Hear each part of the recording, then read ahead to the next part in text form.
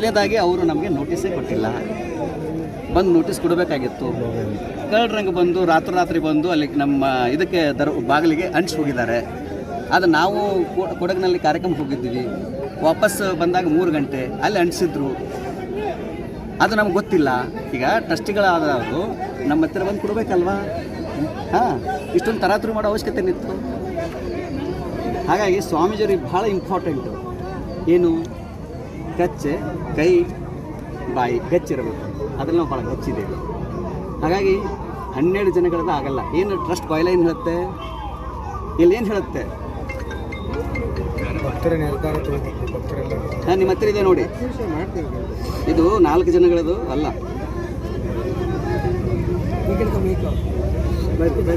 Sir, ಅವರು trust supreme ಆಗಿರೋದ್ರಿಂದ ನಾವು ಅವ್ರು ಸ್ವಾಮೀಜಿ ಪದಚ್ಯುತಿ ಮಾಡಿದ್ದೇವೆ ಅಂತ ಹೇಳ್ತಾ ಇದ್ದಾರೆ. ಸಮಾಜ ಸುಪ್ರೀಂ, ಸಮಾಜಕ್ಕಿಂತ ದೊಡ್ಡವರು ಯಾರೂ ಇಲ್ಲ. ಸಮಾಜ ಇವರನ್ನು ನೇಮಿಸಿತ್ತು, ಇವರಾಗಿ ಮಾಡ್ಕೊಂಡಿದ್ದಾರೆ. ಮತ್ತು ಪೀಠ ಆರಂಭವಾಗಿರೋದು ಫೆಬ್ರವರಿ 17-18, 2008. ಟ್ರಸ್ಟ್ ಆಗಿರೋದು ಏಪ್ರಿಲ್ ತಿಂಗಳಲ್ಲಿ. ಮೊದಲು ಪೀಠ, ಆಮೇಲೆ ಟ್ರಸ್ಟು. ಆಮೇಲೆ ಪ್ರತಿ 5 ವರ್ಷಕ್ಕೊಂದ್ಸಲ ಟ್ರಸ್ಟಿಗಳು 1/4 ಹೋಗ್ಬೇಕಂತಿದೆ. ಅವು ಯಾವ ನಿಯಮನೂ ಫಾಲೋ ಮಾಡಿಲ್ಲ. ಒಬ್ಬರೇ ಇದ್ದಾರೆ, ಎಲ್ಲ ಅವರೇ ಇದ್ದಾರೆ. ಮತ್ತು ಅವರೆಲ್ಲ ಸಂಬಂಧಿಕರಿದ್ದಾರೆ. ಅವ್ರ ಆಸ್ತಿ ಪಾಸ್ತಿಗಳ ತಮ್ಮ ಸ್ವಂತ ಹೆಸರು ಮಾಡ್ಕೊಂಡಿದ್ದಾರೆ. ಮಠದ ಆಸ್ತಿ ಪಾಸ್ತಿಗಳಿದಾವಲ್ಲ, ಅನೇಕ ಆಸ್ತಿ ಪಾಸ್ತಿಗಳು ಅವ್ರು ತಮ್ಮ ಸ್ವಂತ ಹೆಸರು ಮಾಡ್ಕೊಂಡಿದ್ದಾರೆ. ಶಿಕ್ಷಣ ಸಂಸ್ಥೆಗಳು ಇವಾಗ ನೋಡಿ, ಸಿಂಪಲ್ ಆಗಿ ದಾವಣಗೆರೆಯಲ್ಲಿ ಪ್ರಧಾನ ಧರ್ಮರ್ಷಿ 23 ವರ್ಷದಿಂದ ಅವರೇ ಅಧ್ಯಕ್ಷರಿದ್ದಾರೆ. 23 ವರ್ಷದಲ್ಲಿ ಮತ್ತೊಬ್ಬ ಯುವ ನಾಯಕ ಹುಟ್ಟಲಿಲ್ವಾ ಸಮಾಜದಲ್ಲಿ? ಮತ್ತೊಬ್ಬರು ಜಿಲ್ಲಾಧ್ಯಕ್ಷರು ಬರಲಿಲ್ವಾ? ಹಗ್ರಿ ಬೊಮ್ಮಳೆ ನಮ್ಮದು ಶಾಖಾ ಮಠ ಇದೆ, ಅದು ತಮ್ಮ ಸ್ವಂತ ಪ್ರಾಪರ್ಟಿ ಮಾಡ್ಕೊಂಡಿದ್ದಾರೆ. ಅಷ್ಟೇ ಅಲ್ಲ, ಟ್ರಸ್ಟ್ ಏನು ಹೇಳುತ್ತೆ, ಮಠದಲ್ಲಿ ಶಿಕ್ಷಣ ಸಂಸ್ಥೆಗಳು ಇರಬೇಕು ಅಂತ ಹೇಳಿ. ಒಂದು ಕಡೆ ಶಿಕ್ಷಣ ಸಂಸ್ಥೆಗಳು ಇರಬೇಕು ಅಂತ ಹೇಳ್ತಾರೆ, ಇನ್ನೊಂದು ಹರ ಎಜುಕೇಷನ್ ಟ್ರಸ್ಟ್ ಮಾಡ್ಕೊಂಡಿದ್ದಾರೆ.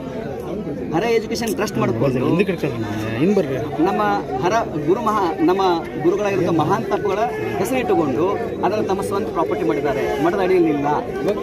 ಮತ್ತು ಈಗಾಗಲೇ ಇಲ್ಲಿ ಮಠದಲ್ಲಿ ಕಟ್ಟಡಗಳಾಗಿದ್ದಾವೆ. ಅದ್ರ ಬಗ್ಗೆ ಭಕ್ತರಿಗೆ ಕ್ವಶನ್ ಕೇಳ್ತಾ ಇದ್ದಾರೆ. ನಾವು ಕೇಳಿಲ್ಲ, ನಾವೇನು ಇವತ್ತಿಗೂ ಅವ್ರಿಗೆ ಕ್ವಶನ್ ಮಾಡಿಲ್ಲ. ಮೊನ್ನೆನೂ ಆದಾಗೂ ಒಂದೇ ಕೇಳಿದ್ದೀವಿ ನಾವು. ಭಕ್ತರು ಕೇಳಿದ್ದಾರೆ.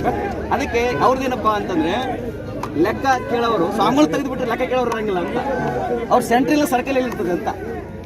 ಆದರೆ ಭಕ್ತನ ಬೆವರ ಹನಿಯಿಂದ ತಾನು ಉತ್ತಿ ಬಿತ್ತಿ ಬೆಳೆದು ಮಠದ ಸತ್ಪಾತ್ರಕ್ಕೆ ಅನ್ನದಾಸ ಕೊಡ್ತಾರೆ.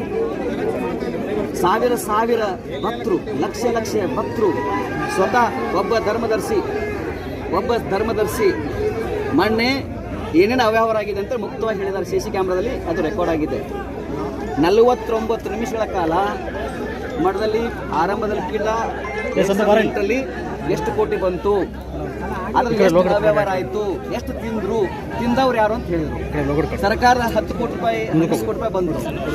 1 ಕೋಟಿ 10 ಕೋಟಿ ಒಂದ್ಸಲ, 1 ಕೋಟಿ ಒಂದ್ಸಲ, ಅವೆಲ್ಲ ಸಿಗುತ್ತೆ ಡಾಕ್ಯುಮೆಂಟ್ರಿ. ಆ 10 ಕೋಟಿ ಹಣದಲ್ಲಿ ಎಷ್ಟು ಅವ್ಯವಹಾರ ಆಗಿದೆ ಅಂತೇಳಿ ಅವರೇ ಹೇಳಿದ್ದಾರೆ. ಯಾರು ಹೇಳಿದ್ದಾರೆ?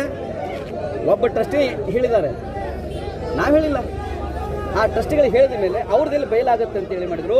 ಆ CC DVR ಕತ್ಕೊಂಡು ಹೋಗ್ಬಿಟ್ರು. DVR ಕತ್ಕೊಂಡ್ರೆ ಇವತ್ತು ಮಠಕ್ಕೆ ಬಂದಾರೆ. ಅವ್ರ ಮೇಲೆ ಕೇಸ್ ಆಗಿದೆ. ಕಳ್ಳರಿಗೆ ರಕ್ಷಣೆ ತೊಗೊಂಡು ಬಂದಾರೆ. ಅಲ್ಲಿ ಅವರು ಬಹಳ ಗಟ್ಟಿಯಾಗಿದ್ದರೆ, ನಿಜವಾದ ಧರ್ಮದರ್ಶಿಗಳಾಗಿದ್ದರೆ ನೇರವಾಗಿ ಬರ್ಬೋದಾಗಿತ್ತು, ನಮ್ಮ ಹತ್ರ ಕುತ್ಕೊಂಡು ಮಾತಾಡ್ಬೋದಾಗಿತ್ತು. ಕಳ್ಳರಾಗಿ ಬಂದು ಪ್ರೊಟೆಕ್ಷನ್ ಬಂದು ಅಂದರೆ ಇದರಲ್ಲಿ ನೀವು ತಿಳ್ಕೊಬೇಕು, ನಾನು ಪ್ರೊಟೆಕ್ಷನ್ ತೊಗೊಂಡಿದ್ದೀನ, ಇಷ್ಟು ಜನಗಳ ಮಾಧ್ಯಮಕ್ಕೆ ನಾನು ಪ್ರೊಟೆಕ್ಷನ್ ಕೇಳಿದ್ದೀನ? ಕೇಳಿಲ್ಲ. ನಾವು ಸನ್ಯಾಸಿ, ನಮ್ಗೆ ನಿರ್ಭಯಾಗಿರಬೇಕು. ನಮ್ಮ ಮಠದಲ್ಲಿ ಸುವ್ಯವಸ್ಥೆ ಇರಬೇಕು, ಶಾಂತಿ ಸಮಾಧಾನ ಇರಬೇಕು. ಭಕ್ತರಿಗಿಂತ ದೊಡ್ಡವರು ಯಾರೂ ಇಲ್ಲ.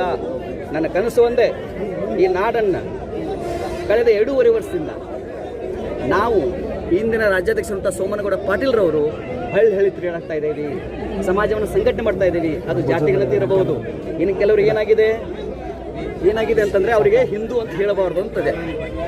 ಕೆಲವು ಟ್ರಸ್ಟಿಗಳಿಗೆ ಏನಿದೆ ಅಂತಂದರೆ ಸ್ವಾಮಿಗಳು ಹಿಂದೂ ಅಂತ ಹೇಳಬಾರ್ದು ಅಂತಂತಾರೆ. ಇನ್ನೊಂದು ಲಿಂಗಾಯತ್ ಅಂತಲೂ ಹೇಳಬಾರ್ದು ಅಂತಂತಾರೆ. ಒಂದವರು ನಾವು ಹಿಂದೂ ಲಿಂಗಾಯತ್ ಅನ್ನಬಾರ್ದು ಸ್ವಾಮಿಗಳು. ಅವರು ಮಾತಾಡಿದ ಪ್ರಶ್ನೆಗಳು ಹೆಂಗೆ ಅಂತ ನೀವು ಇಮ್ಯಾಜಿನ್ ಮಾಡೋಕ್ಕಾಗಲ್ಲ. ಈಗ ಗುರುಗಳ ಈಗ ಸ್ಟ್ಯಾಂಡ್ ಏನು ಗುರುಗಳ, ಈಗ ಅವರು ಪದಚ್ಯುತಿ ಮಾಡಿದ್ದೀವಿ ಅಂತೇಳಿ ಅಮಾನ್ಯ.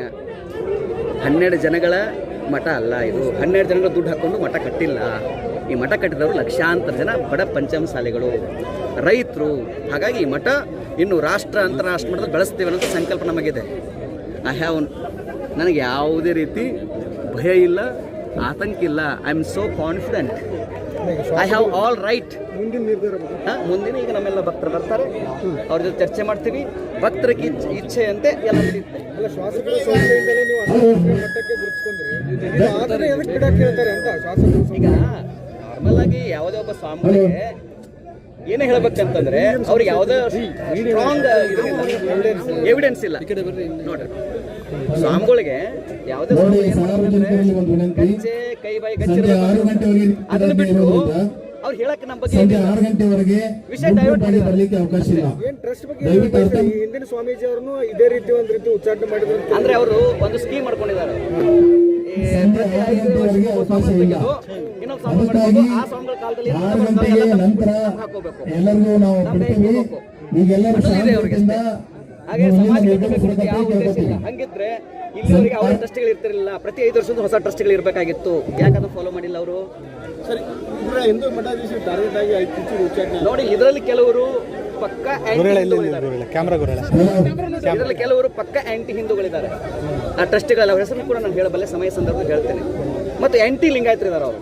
ಇವತ್ತಿಗೂ ನಿಮ್ಗೆ ಗೊತ್ತಿರಲಿ, ಮಠದಲ್ಲಿ ಸಂಜೆ 6 ಗಂಟೆವರೆಗೆ ನಿಷೇಧಾಜ್ಞೆ ಇರೋದ್ರಿಂದ ಮಠದಲ್ಲಿ ಎಲ್ಲರೂ ಇಲ್ಲಿಂದ ನಿರ್ಗಮಿಸಬೇಕು. ಮತ್ತು ಸಂಜೆ 6 ಗಂಟೆ ನಂತರ ಮಠದಲ್ಲಿ ನಾವು ಗೇಟ್ ಓಪನ್ ಮಾಡ್ತೀವಿ. 5 ವರ್ಷಗಳ ಕಾಲ ಬಸವನ ಕೊಟ್ಟಿಲ್ಲ ನಮಗೆ. ಕೇಳ್ಕೊತೀವಿ. ಮಾನ್ಯ ತಹಸೀಲ್ದಾರ್ ಹರಿಯನವರು ಆದೇಶ ಮಾಡಿದ್ದಾರೆ. ಸಂಜೆ 6 ಗಂಟೆವರೆಗೆ ಮಠದ ಆವರಣ ಸೇರಿದಂತೆ 2 ಕಿಲೋಮೀಟರ್ ವ್ಯಾಪ್ತಿಯಲ್ಲಿ ನಿಷೇಧಾಜ್ಞೆ ಜಾರಿಯಲ್ಲಿದೆ. ಹಾಗಾಗಿ ಎಲ್ಲರೂ ಕೂಡ ದಯವಿಟ್ಟು ಹೋಗಬೇಕು. ಬರ್ಸಕ್ಕಾಗಿರ್ಲಿಲ್ಲ ಅವರಿಗೆ. ಹಾಗಾಗಿ ನಾವು ಬಹಳ ಕಾನ್ಫಿಡೆಂಟ್ ಇದ್ದೀವಿ. ಭಕ್ತರು ಬರ್ತಾರೆ. ಭಕ್ತರನ್ನು ನಂಬಿಕೊಂಡು ನಾನು ಪೀಠಾಧ್ಯಕ್ಷರಾಗಿರೋದು 4 ಜನಗಳನ್ನೆಲ್ಲ. ಮತ್ತು ನಮ್ಮ ಸಂಪುಟದಲ್ಲಿ ನಮ್ದೇನು ಸಂಪುಟ ಇದೆಲ್ಲ, ಭಕ್ತಾದಿಗಳಲ್ಲಿ ಒಂದಂತೂ ಮಾನ್ಯ ತಾಲೂಕು ಶ್ವಾಸವನ್ನು ಬಿಡಬೇಕಂತ ಇಲ್ಲ. ಸಾಹೇಬರು 144 ಸೆಕ್ಷನ್ ಜಾರಿ ಮಾಡಿದ್ದಾರೆ. ಹಾಗಾಗಿ ತಾವೇ ಸಾಯಂಕಾಲ 6 ಗಂಟೆವರೆಗೂ ನಿಷೇಧಾಜ್ಞೆ ಇರುತ್ತೆ. ದಯವಿಟ್ಟು ಎಲ್ಲ ಹೋಗ್ಬೇಕು. ಆರೋಪಗಳಿದಾವೆ. ಸಾರ್ವಜನಿಕರೆಲ್ಲ ಹೋಗ್ಬೇಕು. ಅದನ್ನ ಡೈವರ್ಟ್ ಮಾಡ್ಬೇಕಂತ ಈ ಸ್ವಾಮಿ ಹೇಳಿದ್ದಾರೆ. ಅಲ್ಲ ಸರ್,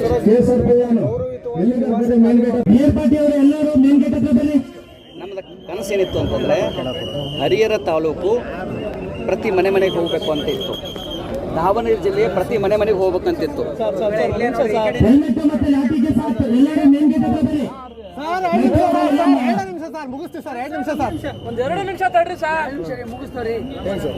ನಾವು ಪೀಠಕ್ಕೆ 2018 ಬಂದ ಮೇಲೆ ನಮ್ಮನ್ನು ವ್ಯವಸ್ಥಿತವಾಗಿ ಹರಿಹರ ತಾಲೂಕು ದಾವಣಗೆರೆ ಜಿಲ್ಲೆಗೆ ಯಾವುದೇ ಭಕ್ತರ ಮನೆಗೆ ಹೋಗೋದಂಗೆ ನೋಡ್ಕೊಂಡಿದ್ದಾರೆ.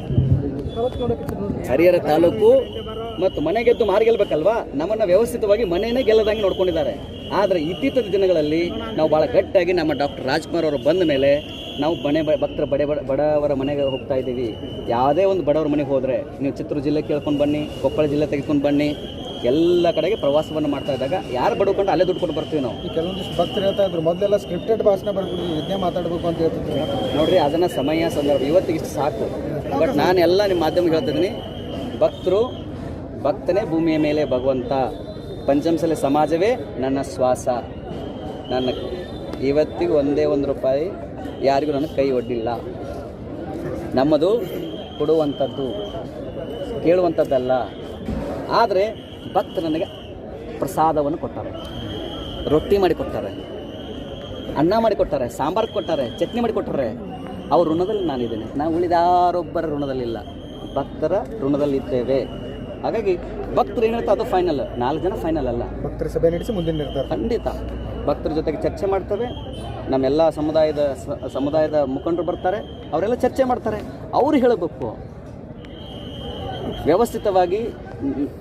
ಈ ಹರಿಹರ ತಾಲೂಕು, ದಾವಣಗೆರೆ ಜಿಲ್ಲೆ ಕೆಲವು ಕಡೆ ಹೋಗಲ್ದಂಗೆ ನಮ್ಮ ನೋಡ್ಕೊಂಡಿದ್ರು. ಆದರೆ ಈ ಸಮಸ್ಯೆ ಆದಾಗನೇ ನಮ್ಮ ಡಾಕ್ಟರ್ ರಾಜ್ಕುಮಾರ್ ಅವರು ಬಂದದ್ದು.